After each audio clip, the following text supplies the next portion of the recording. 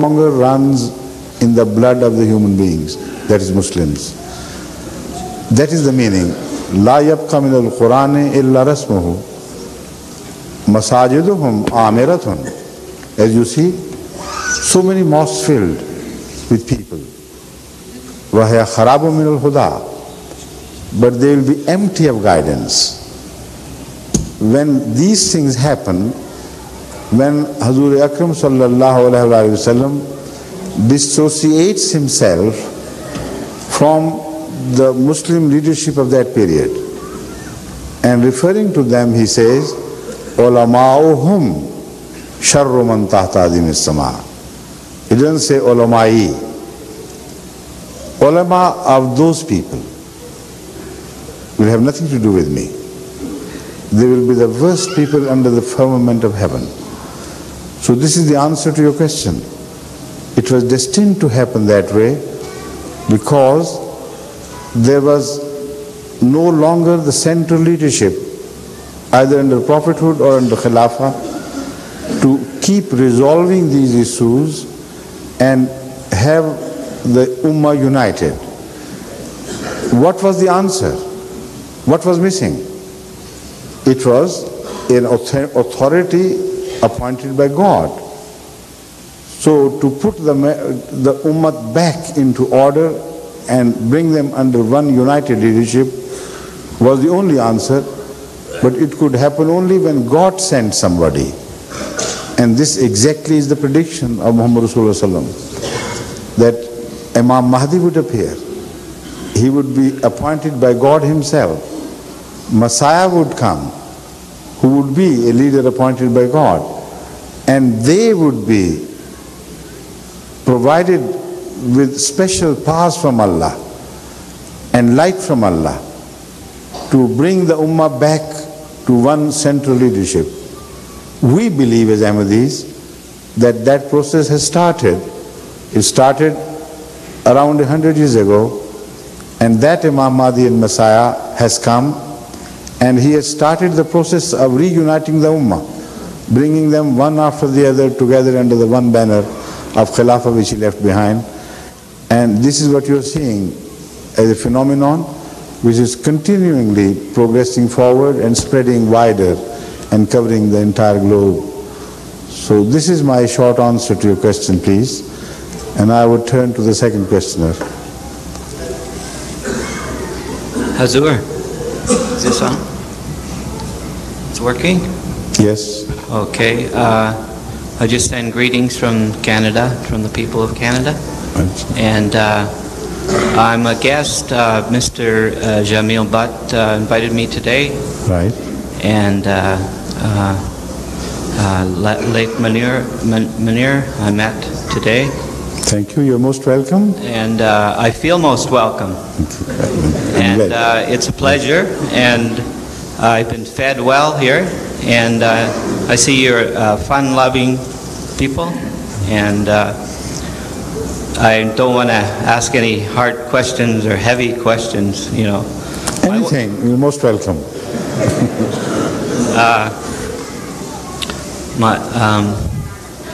My wife had one question. She feels out of place a little bit. Is she here, sitting among the ladies? Yeah, no, she's here among the men. I see. Where about? Over there. Oh, yes. Why didn't you ask your question yourself? Huh? You could have come forward and... Okay, please. I'll ask her question first, then I'll ask another question. Okay.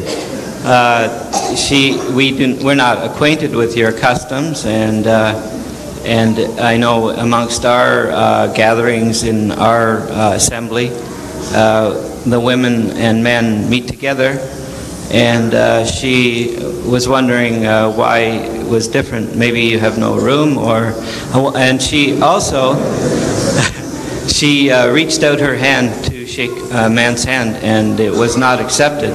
I'll explain that. Okay. Thank you. Please be seated. You see, you have already suffered enough with a permissive attitude towards the interrelationship between sexes. You have reached a stage where instead of asking me the question, you should have been capable of answering the question yourself. The fact is that the free interrelationship has pushed the society in the direction of a single-minded pursuit of voluptuous pleasure, and there is no denial of that. It has reached a stage where nature has already started punishing the permissive society. In so many ways, it has been punishing the permissive society for the last so many hundred years. But now it has reached a stage whereby, as if the nature would exterminate those people who do not listen to the call of nature and the call of morality. For instance, there was gonorrhea to begin with, then came syphilis. They thought they had fought enough with syphilis, and it's very surprisingly, they were just sex-related diseases. The bacteria, the virus could not spread through any other means. So it was not the result of natural meeting of husband and wife. These diseases were only a result of irregularities of contact between man and woman. And it was permissiveness which helped them spread like sometimes wildfires, even in America. An attempt was made to counter these threats, and the doctors thought, we have got over it, no more of such nuisance. Then came syphilis. When it was suppressed, it went deeper into the system. People thought they had done away with it, yet it went into the basic human cells. And I'll come with the proof of this statement later on. Then there came herpes, that is the sex-related herpes. The doctors cured it, and the same patient suffered again and again and again. It was not like herpes zoster, which once cured leaves you forever. It went on causing suffering in response to the pleasure, the unlicensed pleasure which people got before. So much so that it offset the pleasure by a large margin. And still people have not been able to recover from it enough when you are confronted with AIDS. Why should not we read a message in that? There is a continuous history of a series of punishments meted out by nature just to the attitude of permissiveness. And things are going out of our control. You know how many people already suffer from AIDS?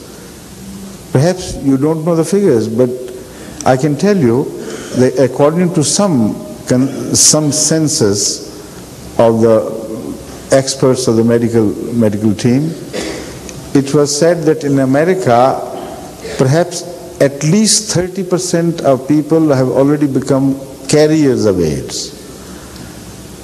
It may not have got activated as yet, but it can remain dormant in the system for 8 years continuously without raising its head. So a time may come when, due to some global catastrophe, due to some pollution in the air or something, these dormant cells are suddenly activated and this disease becomes epidemic, not in its dormant form but in its active form.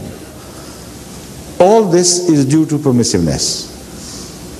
How many homes are broken today in the most advanced societies of the world? How much trust is lost between husband and wife?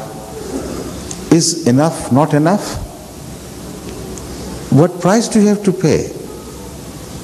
Very little. Try to meet the challenge in the beginning.